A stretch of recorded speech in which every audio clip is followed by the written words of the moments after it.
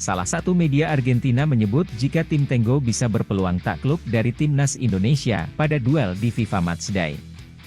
Diketahui, timnas Indonesia versus Argentina akan digelar pada Senin 19 Juni di Stadion Utama Gelora Bung Karno, Jakarta. Jelang duel tersebut, media Argentina, TIC Sport sebut tim Tengo berpeluang dikalahkan timnas Indonesia, tanpa diperkuat oleh Lionel Messi dan dua bintang lainnya.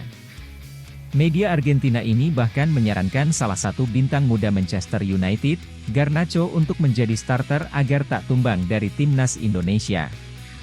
Diketahui sebelumnya, Lionel Scaloni mengatakan jika tiga pemain bintang yaitu Angel Di Maria, Otamendi dan Lionel Messi tak akan perkuat timnas Argentina saat melawan timnas Indonesia.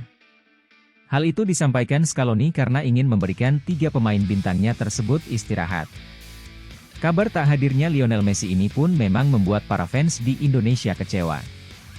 Meski begitu, timnas Argentina masih akan diperkuat oleh beberapa pemain bintang seperti De Paul, Emiliano Martinez dan Enzo Fernandez.